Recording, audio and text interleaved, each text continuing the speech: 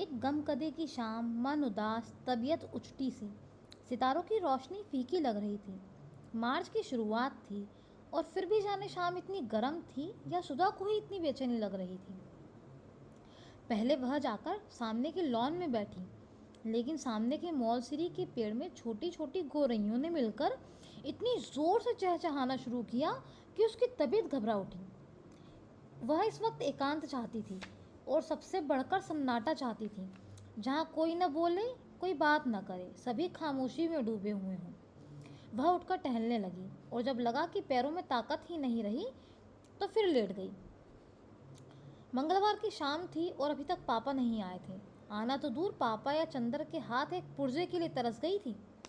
किसी ने यह भी नहीं लिखा कि वे लोग कहाँ रह रहे हैं या कब तक आएंगे। किसी को भी सुधा का ख्याल नहीं। शनिवार या इतवार को तो वह रोज़ खाना खाते वक्त रोई। चाय पीना तो उसने उस दिन छोड़ दिया था और सोमवार को सुबह पापा नहीं आए तो वह इतना फूट फूट कर रोई कि महाराजिन को सिकती हुई रोटी छोड़कर चूल्हे की आंच निकालकर सुधा को समझाने आना पड़ा। और सुधा की रुलाई देखकर तो महाराजिन के हाथ पांव ढीले हो गए। उसकी सारी डांट हवा हो गई और वह सुधा का मुंह ही मुंह देखती थी। कल से कॉलेज भी नहीं गई थी और दोनों दिन इंतज़ार करती रही कि कहीं दोपहर को पापा ना आ जाएं। केशु से भी 2 दिन से मुलाकात नहीं हुई थी, लेकिन मंगल को दोपहर तक जब कोई खबर न आई तो उसकी घबराहट बेकाबू हो गई। इस वक्त उसने बिसरिया से भी कोई बात नहीं की। आधा घंटा पढ़ने के बाद उसने कहा कि उसके सिर में दर्द हो रहा है। उसके बाद वह खूब रोई। उसके बाद उठी, चाय पी, मुँह हाथ धोया और सामने के लॉन में टहलने लगी और फिर से लेट गई हरी हरी घास पर। बड़ी ही उदास शाम थी और क्षितिज की लाली के होठ भी स्याह पड़ गए थे। बादल सांस रोके पड़े थे और खामोश सितारे टिमटिमा रहे थे। बगुलों की धुंधली धुंधली कतारों पर मारती हुई गुजर रही थी। सुधा ने एक लंबी सांस लेकर सोचा कि अगर वह चिड़िया होती तो एक क्षण में उड़कर जहां चाहती वहां की खबर ले आती। पापा इस वक्त घूमने गए होंगे। चंद्र अपने दोस्तों की टोली में बैठा रंगरेलियां कर रहा होगा। वहाँ भी दोस्त बना ही लिए होंगे उसने। बड़ा बातूनी है चंदर और बड़ा मीठे स्वभाव का। आज तक किसी ने सुधा से उसकी बुराई नहीं सुनी। आज तक किसी से सुधा ने उसकी बुराई नहीं सुनी। सभी उसको प्यार करते थे, यहाँ तक कि महाराजिन जो सुधा को हमेशा डांटती रहती थी, चंदर का हमेशा पक्ष लेती थी और सुधा हर एक से पूछ लेती थी कि चंदर के बारे में उसकी क्या राय है। लेकिन सब लोग जितनी चंदर की तारीफ करते वह उतना अच्छा उसे समझती नहीं थी। आदमी की परख तब होती है जब दिन रात बरते। चंदर उसका ऊन कभी नहीं ला कर देता था। बादामी रंग का मंगाओ तो केसरिया रंग का ला देता था। इतने नक्शे बनाता रहता था और सुधा ने हमेशा उससे कहा कि मेजपोश की कोई डिज़ाइन बना दो, तो उसने कभी नहीं बनाई। एक बार सुधा ने उससे बहुत अच्छी वायल कानपुर से मंगवाई और चंदन ने कहा, लाओ यह बहुत अच्छी है, इस पर हम किनारे के डिज़ाइन बना देंगे। और उसके बाद उसने उसमें तमाम पान जैसा जाने क्या बना दिया।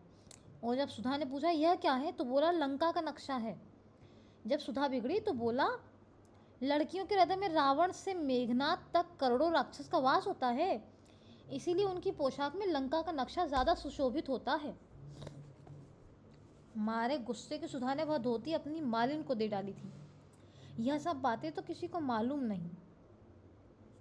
उनके सामने तो जरा सा कपूर साहब हंस दिए, 4 मजाक की बातें कर दी, छोटे मोटे उनके काम कर दिए, मीठी बातें कर ली, तो समझो कपूर साहब तो बिल्कुल गुलाब के फूल हैं।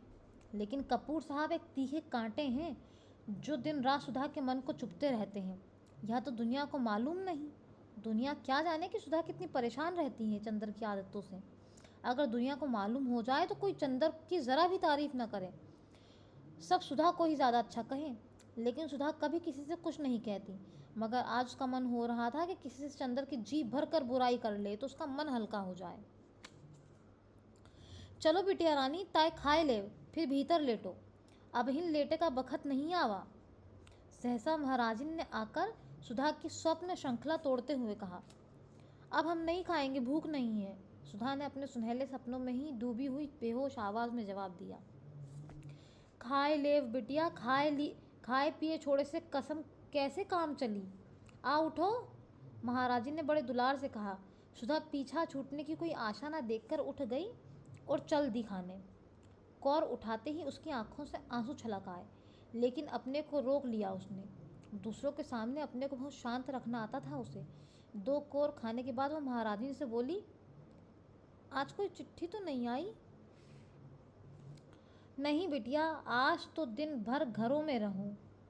महाराजी ने पराठे उलटते हुए जवाब दिया। काहे बिटिया, बाबूजी कुछ नहीं लिखन, तो छोटे बाबू तो लिख देते। अरे महाराजिन, यही तो हमारी जान का रोना है। हम चाहे रो रो कर मर जाएं, मगर न पापा को ख्याल न पापा के शिष्य को। और चंदर तो ऐसे खराब है कि हम क्या करें, ऐसे स्वार्थी हैं, अपने मतलब के हैं बस। सुबह शाम आए और हम या पापा ना मिले तो आफत ढा देंगे। बहुत घूमने लगी हो तुम, बहुत बाहर कदम निकल गया है। और सच पूछो तो चंदा की वजह से हमने सब जगह आना जाना बंद कर दिया। और खुद है कि आज लखनऊ, कल कलकत्ता दुनिया घूम रहे हैं और एक चिट्ठी भेजने तक का वक्त नहीं मिलता। अभी हम ऐसे करते तो हमारी जान नोच खाते। और पापा को तो देखो, उनके दुलारे उनके साथ हैं तो बस किसी की फिक्र ही नहीं है। अब तुम महाराज जी चंदेल को कुछ भी चाय वाय मत देना, ठीक है? काहे बिटिया काहे कोसत हो, कैसा चांद से तो हैं छोटे बाबू, और कैसा हंस के बातें करत हैं। माई का जाने कैसे हियाव पड़ा कि उन्हें अलग के देहिस। बेचारा होटल में जाने कैसी रोटी खात होई। उन्हें यहीं बुलाई ले तो अपने हाथ से खिलाई दूं।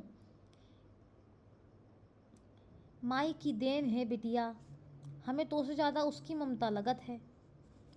बीबी जी बाहर एक मेम पूछत हैं, हिया कौन डाकदर रहे थे? हम कहा नहीं, हिया तो बाबूजी रहे थे। तो कहते नहीं, यह मकान आए। मालिक ने सहसा आकर बहुत स्वतंत्र स्वरों में कहा, बैठाओ उन्हें, हम आते हैं। सुधा ने कहा और जल्दी जल्दी खाना शुरू किया और जल्दी जल्दी ख़त्म कर दिया। बाहर जाकर देखा तो नील कांटे के झाड़ से टिकी हुई एक बाइसिकल रखी है और एक ईसाई लड़की लॉन पर टहल रही है। होगी करीब 24-25 बरस की, लेकिन बहुत अच्छी लग रही थी। कहिए, आप किसे पूछ रही हैं?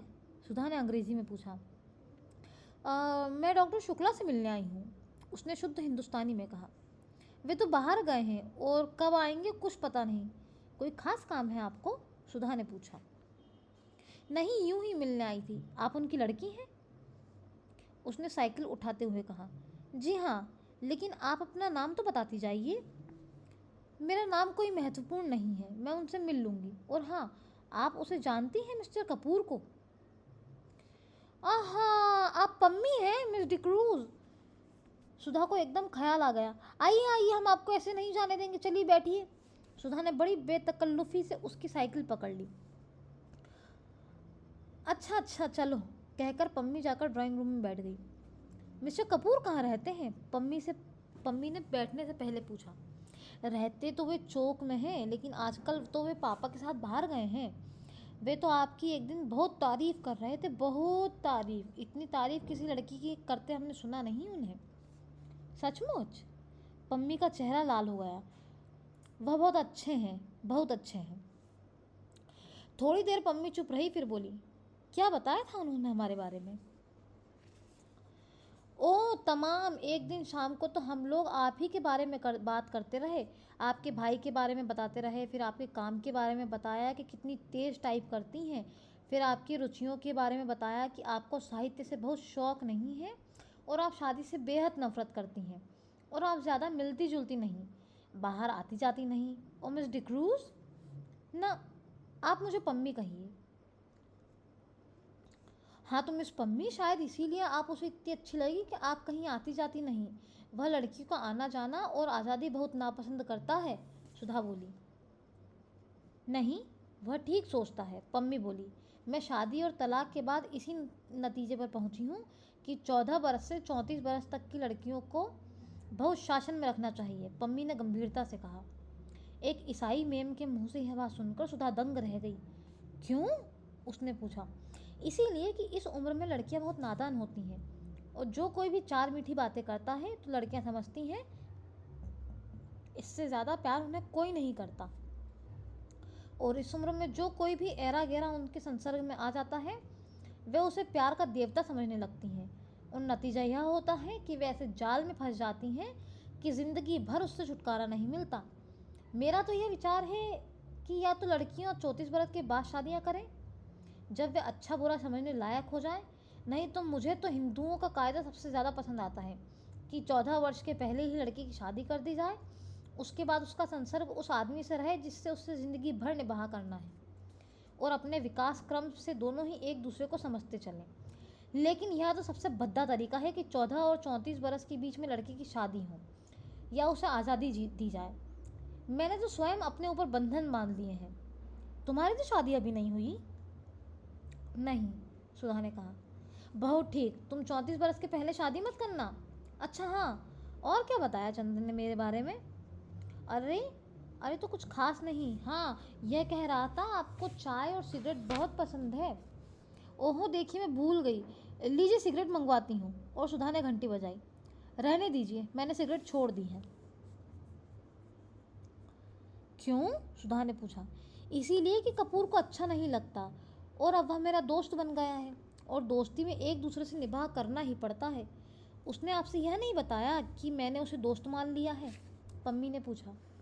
जी हाँ, बताया था। अच्छा तो चाय लीजिए। हाँ हाँ, चाय मंगवा लीजिए। आपका कपूर से क्या संबंध है? पम्मी ने पूछा। कुछ नहीं, मुझसे भला क्या संबंध होगा उनका? जब देखिए तब बिगड़ते रहते हैं मुझ पर और बाहर गए और आज तक कोई खत नहीं भेजा। ये कहीं संबंध है? नहीं, मेरा मतलब आप उनसे घनिष्ठ हैं? हाँ, कभी वो छिपाते नहीं मुझसे। क्यों? तब तो ठीक है। सच्चे दिल के आदमी मालूम पड़ते हैं। आप तो यह बता सकती हैं उन्हें कि उन्हें क्या क्या पसंद है? हाँ, उन्हें कविता पसंद है। बस कविता के बारे में बात न कीजिए, कविता सुना दीजिए या कविता की किताब दे दीजिए। और उनको सुबह घूमना पसंद है, रात को गंगा जी की सैर करना पसंद है, सिनेमा तो बहुत पसंद है। और क्या, और चाय की पत्ती का हलवा पसंद है। यह क्या होता है? पम्मी ने पूछा। मेरा मतलब बिना दूध की चाय उन्हें पसंद है। अच्छा अच्छा, देखिए आप सोचेंगी कि मैं इस तरह से मिस्टर कपूर के बारे में पूछ रही हूँ जैसे कोई जासूस हूँ, लेकिन असल बात मैं आपको बता दूँ, मैं पिछले 2-3 साल से अकेली रहती रही, किसी से मिलती जुलती नहीं थी। उस दिन मिस्टर कपूर गए तो पता नहीं मुझ पर क्या प्रभाव पड़ा। उनको देखकर ऐसा लग रहा था कि यह आदमी है जिसमें दिल की सच्चाई है, जो आदमियों में बिल्कुल नहीं होती। तभी मैंने सोचा मैं इनसे दोस्ती कर लूँ, लेकिन चूंकि एक बार दोस्ती करके विवाह और विवाह के बाद अलगाव में भोग चुकी हूँ, इसीलिए इनके बारे में पूरी जांच पड़ताल कर लेना चाहती हूँ। लेकिन दोस्त तो बना ही चुकी हूँ। चाय आ गई थी और पम्मी ने सुधा के प्याले में चाय डाली। ना, मैं तो अभी खाना खा चुकी हूँ, सुधा बोली। पम्मी ने 2-3 चुस्कियों के बाद कहा। आपके बारे में चंद्र ने मुझसे कहा था। कहाँ ही होगा, सुधा मुंह बिगाड़ कर बोली। मेरी बुराई करते रहे होंगे और क्या। पम्मी चाय के प्याले से उठते हुए धुएं को देखते हुए अपने ख्याल में डूबी थी। थोड़ी देर बाद बोली। मेरा अनुमान गलत नहीं होता। मैंने कपूर को देखते ही समझ लिया था कि यही मेरे लिए उपयुक्त मित्र हैं। मैंने कविता पढ़नी बहुत दिनों से छोड़ दी, लेकिन किसी कवयित्री ने, शायद मिसेज ब्राउनिंग ने कहीं लिखा था कि वह मेरी ज़िंदगी में रोशनी बनकर आया। उसे देखते ही मैं समझ गई कि यह वह आदमी है जिसके हाथ में मेरे दिल के सभी राज सुरक्षित रहेंगे। वह खेल नहीं करेगा और प्यार भी नहीं करेगा, ज़िंदगी में आकर भी, ज़िंदगी से दूर और सपनों में बांधकर भी सपनों से अलग। यह बात कपूर पर बहुत लागू होती है। माफ़ करना मिस सुधा, मैं आपसे इसीलिए कह रही हूँ कि आप इतनी घनिष्ठ हैं और आप उन्हें बतला देंगे कि मेरा क्या ख्याल है उनके बारे में। अच्छा, मैं अब चलूँगी। बैठिए ना, सुधा ने बोली। नहीं नहीं, मेरा भाई अकेला है और अकेला अकेला खाने का मेरा इंतज़ार कर रहा होगा, उठते हुए पम्मी ने कहा।